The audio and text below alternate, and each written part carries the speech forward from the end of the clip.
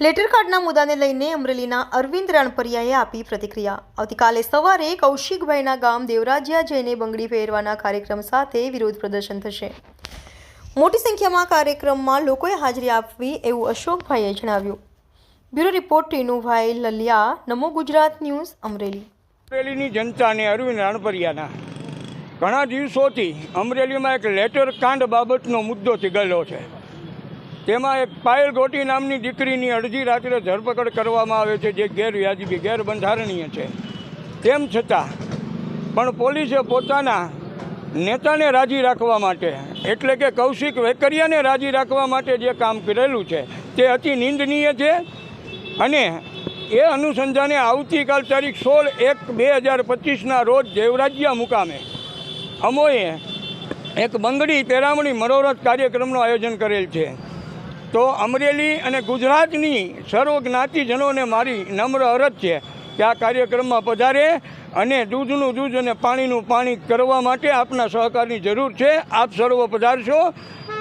અને લેટર કાંડનો મુખ્ય મુદ્દો ભ્રષ્ટાચાર, રેતી, દારૂ, અન્ય દરેક ડિપાર્ટમેન્ટમાંથી કૌશિકભાઈ વેકરિયા જે હપ્તા લે છે એવો આક્ષેપ કરવામાં આવેલો છે। જો આ આક્ષેપ ખરેખર ખોટા હોય તો કૌશિકભાઈ વેકરિયા જ્યારથી પણ આ લેટર કાંડ બહાર આવ્યું છે ત્યારથી ભૂગર્ભમાં ઉતરી ગયા છે। એટલે સ્વાભાવિકપણે ગુજરાતનો દરેક નાગરિક એવું માને છે કે કૌશિક વેકરિયા દોષિત છે ને છે જ। માટે અમરેલી પોલીસ, ગુજરાત રાજ્યના ડીઆઈજી વિકાસ સહાય સાહેબને પણ મારી પ્રાર્થના છે, કૌશિક વેકરિયાનો નાર્કો ટેસ્ટ કરવામાં આવે। નહીં આવે તો આગામી તારીખ 25/1/2025ના રોજ ગુજરાત બંધનું એલાન કરવામાં આવશે, જે આપને વિદિત થાય। આપે આ મારી અરજી ધ્યાને લેશો।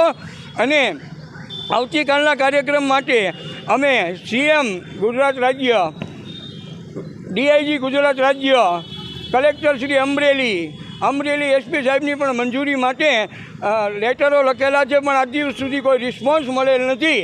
માટે આ તમામે તમામ જે કોઈ ડિપાર્ટમેન્ટને મેં આ કાર્યક્રમ અંતર્ગત મંજૂરી માગી છે। મંજૂરી આપે તો પ્રજાનો વિશ્વાસ કાયદા, કાનૂન અને વ્યવસ્થા ઉપર બની રહેશે।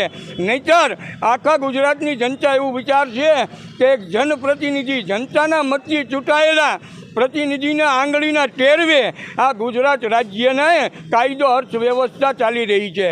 માટે અમરેલી એસપી શ્રી સંજય ખરાત સાહેબને પણ મારી બે હાથ જોડીને પ્રાર્થના છે કે આપના ડિપાર્ટમેન્ટમાંથી 3 કોન્સ્ટેબલોને સસ્પેન્ડ કરવામાં આવ્યા છે। શું કામ?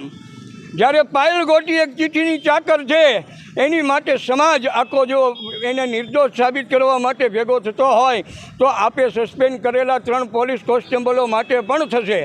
માટે આપનો જે નિર્ણય છે એ નિર્ણયને બદલો અને 3 કોન્સ્ટેબલને ફરી પાછા નોકરી ઉપર લેવા, કોઈ પણ આક્ષેપ વગર, કોઈ પણ ગુનો સાબિત કર્યા વગર જો આમ નહીં કરવામાં આવે તો એના અનુસંધાને પણ 25/1/2025ના રોજ ગુજરાત મંચનું એલાન કરવામાં આવે છે। આપ સાહેબ જેને આંગળીના ટેરવે નાચ્યા છો એનું નામ તમારે ખુલ્લા મંચ ઉપર આવીને કહેવું જોઈએ। કાયદો અને વ્યવસ્થા જો આ લોકોથી ડરશે તો કેવી રીતે પ્રજાને ન્યાય મળશે? પ્રજા શું કરશે? માટે રાય સાહેબને પણ વિનંતી છે કે આપને તપાસ સોંપવામાં આવી છે તો મુખ્ય મુદ્દો એક જ છે કે કૌશિક વેકરિયાનો નાર્કો ટેસ્ટ કરવામાં આવે, એટલે દૂધનું દૂધ અને પાણીનું પાણી થઈ જશે। લેટર કાંડથી માંડી ભ્રષ્ટાચારના જે કાંઈ આક્ષેપો લાગ્યા છે એ તમામ સામે આવી જશે। અસ્તુ, જય હિન્દ। રાજકમલ ચોકમાં અનેક કાર્યક્રમો વિરોધ પ્રદર્શન થયા, ત્યારે તમે કેમ મીડિયા સમક્ષ ન આવ્યા?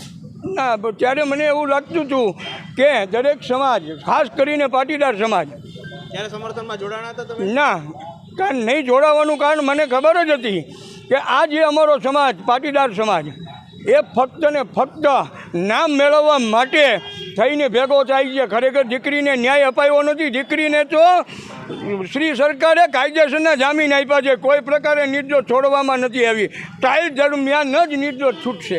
પરેશ ધાનાણી ઉપવાસ આંદોલન કર્યું, પરેશ ધાનાણી હોય, વીરજીભાઈ ઠુમ્મર હોય, જેનીબેન ઠુમ્મર હોય, ગોપાલ ઇટાલિયા હોય, ઈશુદાનભાઈ ગઢવી હોય, કોઈ પણ હોય, ખરેખર ભ્રષ્ટાચારના મુદ્દે આજની તારીખ સુધી ગુજરાતમાં જે કાંઈ બોલ્યા છે, જે કાંઈ પ્રદર્શનો કર્યા છે, ખરેખર એ સાચા છે.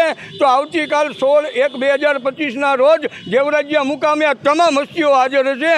તો ગુજરાતની જનતાને વિશ્વાસ બેસે કે ખરેખર આ લોકો ભ્રષ્ટાચાર વિરુદ્ધ લડાઈ લડે છે. નાટક હતું કે અન્ય કંઈ હતું? મને તો અત્યાર સુધી નાટક જ લાગે છે. કાલના કાર્યક્રમમાં પધારે તો ખબર પડે કે ખરેખર આ લોકો ભ્રષ્ટાચાર વિરોધી હતા, ભ્રષ્ટાચાર વિરોધી લડાઈમાં લડે છે નહીં, પોતાના અંગત રોટલા શેકવા માટે લડાઈ લડતા હોય એવું સ્પષ્ટપણે મને જણાઈ આવે છે.